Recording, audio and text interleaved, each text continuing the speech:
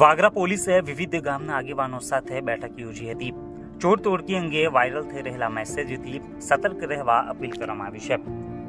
વાગરાના ગ્રામ્ય વિસ્તારોમાં થોડા દિવસોથી તસ્કરો ચોરી કરવા આવતા હોવાની લોકચર્ચાએ પંથકમાં ભારે જોર પકડ્યું છે, જેથી અમુક ગામોમાં લોકો રાત્રિ જાગીને ચોકીદારી પણ કરી રહ્યા હોવાનું જાણવા મળ્યું છે। વાગરા પોલીસ દ્વારા સોશિયલ મીડિયા ઉપર વાયરલ થઈ રહેલ ચોર તોડકી અંગેના મેસેજથી સતર્ક રહેવા અને કાયદો હાથમાં ન લેવા વિવિધ ગામના આગેવાનો અને સરપંચ સાથે બેઠક યોજીને અપીલ કરી હતી। હાલમાં સોશિયલ મીડિયા ઉપર ચોર અંગેના મેસેજ ઝડપથી વાયરલ થઈ રહ્યા છે, જેમાં વિવિધ ગામોમાં ચોર તોડકી ત્રાટકી જીવલેણ હુમલો કરી ચોરીને અંજામ આપે છે, જેના પગલે ગ્રામજનોમાં રીતસરનો ફફડાટ ફેલાયો છે। ત્યારે કેટલીક જગ્યાએ ગ્રામજનો દ્વારા ગામમાં આવતા અજાણ્યા લોકો ઉપર હુમલા કરી કાયદો હાથમાં લેવામાં આવતો હોવાની પણ ઘટનાઓ સામે આવી હતી।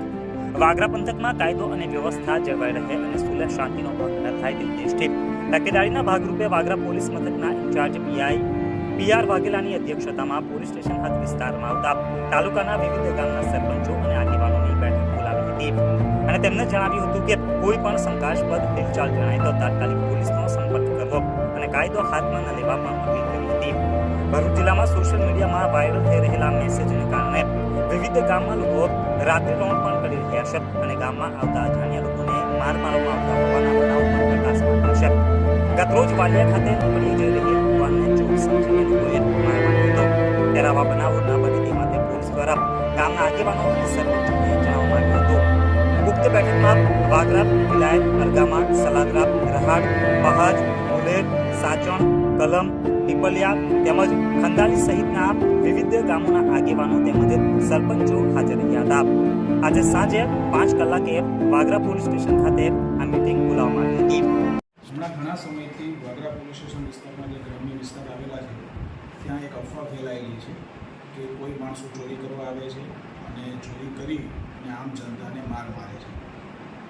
હું વાગરા પોલીસ દ્વારા જણાવું છું કે આવો કોઈ બનાવ બનેલ નથી, તેમજ આ તદ્દન ખોટી અફવા છે અને માણસો પોતે પોતાનું સ્વરક્ષણ કરવા હથિયાર લઈને બહાર રોડ ઉપર ફરે છે। તમામને નમ્ર અપીલ છે કે આવી કોઈ અફવાથી ગેરમાર્ગે દોરાવવું નહીં અને આવા કોઈ વેપન લઈને જાહેરમાં કરવું નહીં। કોઈ પણ શંકાસ્પદ પ્રવૃત્તિ જણાય તો તાત્કાલિક પોલીસનો સંપર્ક કરવો અને ખાસ સોશિયલ મીડિયા ઉપર આવી ખોટી અફવા ફેલાતી હોય તો તેની પણ અમને જાણ કરવી। હાલ પોલીસ દ્વારા આવી ખોટી અફવા ફેલાવનાર તેમજ આવી રીતે જાહેરમાં હથિયાર લઈને ફરનાર વિરુદ્ધ કાયદેસરની કાર્યવાહી હાથ ધરવામાં આવનાર છે। આવેલા છે એકબીજાને ફોરવર્ડ થઈ છે, ફલાણા ગામમાં આમ થયું। હમણાં વાગરા પોલીસ સ્ટેશનના એક ગામમાં ખોટી હોય, એકબીજાને કોઈ ઓળખતું નથી, ચોર સમજી અને સીધા હાથ સાફ કરે છે। કોકનું જીવ જ્યારથી અફવા મારા રેકોર્ડ ઉપર નથી। અને બીજી એક કોમન સેન્સની વસ્તુ છે કે વાત એવી આવે છે પથ્થર ફેંકી, ચોર આવે તો ઇન્વાઇટ કરે કે હું આવું છું? ના કરે।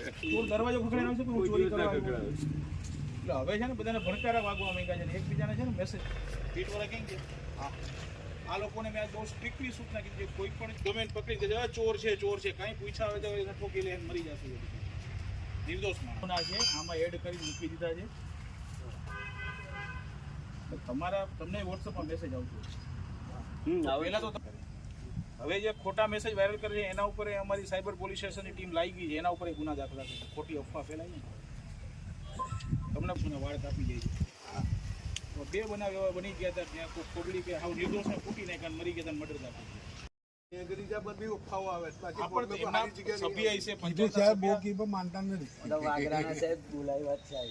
એ લોકો આખી રાત જાગે આજે તમે આવ્યો તો પરમ દિવસે રાત્રે સિવિલ કપડામાં હતો।